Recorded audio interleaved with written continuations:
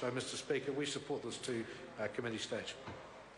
Speaker. The Honourable Dr Nick Smith. Mr Speaker, it's entirely appropriate in Budget Week that the House is considering the first reading of this Reserve Bank of New Zealand Amendment Bill, because part of the government's agenda and the work that our Finance Minister Bill English is doing is rebuilding confidence in the finance markets as part of a broader package.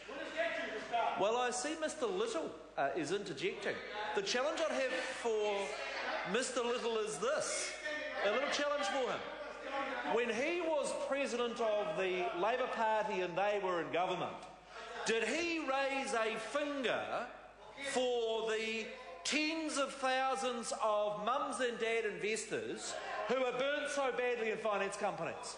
Because the reality that Mr Little and Mr Cosgrave need to accept is that they passed over to this government a basket case in terms of management of our financial markets. Never in the history of New Zealand did so many investors lose so much because of the failed regulation of the finance companies that Mr Little's government was part of, and what this Reserve Bank bill is about fixing. You see, whether it is in terms of the growth agenda that this government has around infrastructure, around regulation and getting things right there, growth of our opportunities for irrigation, growth in telecommunications and the work that Amy Adams is doing in the area of broadband, the work that the Minister of Primary Industries is doing in an area like aquaculture, work that's going on by David Carter in the area of growth of our primary industries. There is so much going on, Mr Speaker, in the area of this government's program of growing our economy, of which this is a small part, that, Mr Speaker, I could give a speech well beyond the recess dinner hour. It is such a comprehensive program. And Mr Cosgrove, who's interjecting, I would invite him to reflect on his period as a minister and the way in which he left a basket case for this government. Not only, well, he interjects and asks how. Well, let me tell you how. The very first report that this government got coming to office was that we were facing a decade of deficits in which we would see public debt grow out to over 70% of GDP. And, Mr Speaker, over the 4 years since, this is the ninth bill that's been introduced into this Parliament to tidy up the financial services sector. Let me give you a few examples. Take the new Financial Markets Authority. Every member of this House knows in their heart of hearts that we have had to provide far better controls over the finance companies of New Zealand. We have seen... I'm sorry, Mr.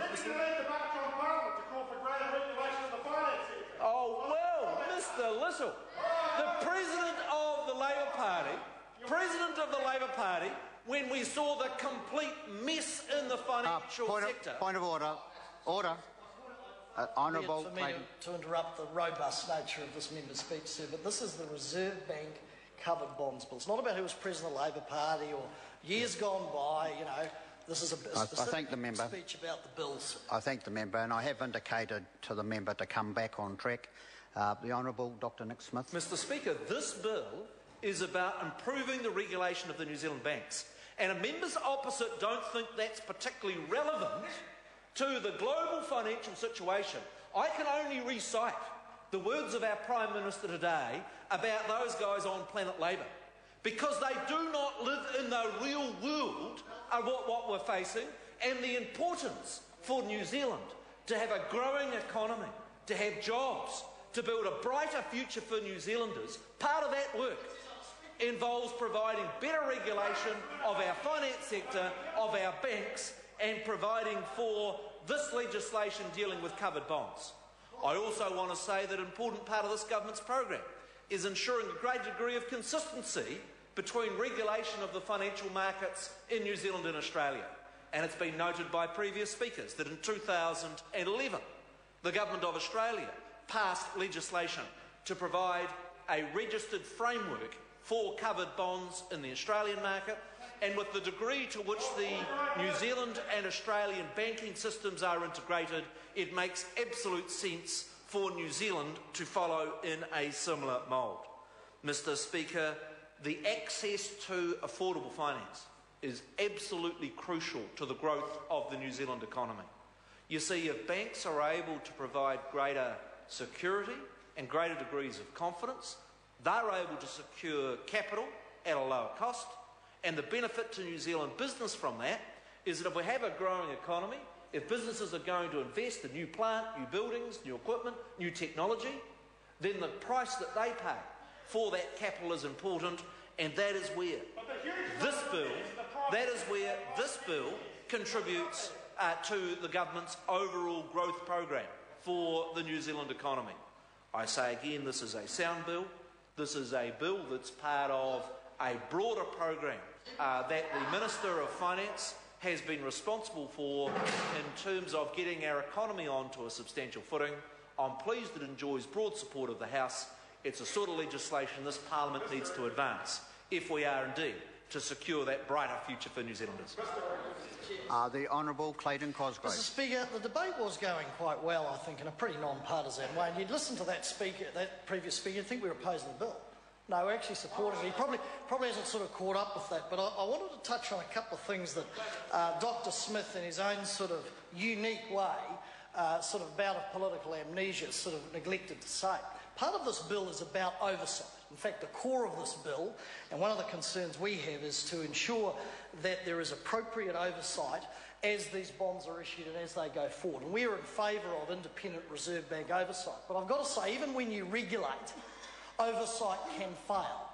And I say this, sir, I won't digress into the sort of field of dreams that Dr. Smith digressed in because this is a narrow bill, sir, but I will say this, that a prime example where government oversight failed completely was when this government extended the retail bank deposit scheme, which was, and before the political version of Jack Nicholson gets on his high horse and blows a fuse, yes, my government, of which I was a part, brought it in, and we brought it in on the day the Aussies told us they were bringing it in, and if Dr. Smith had half the sense that he purports to have, he'd know, because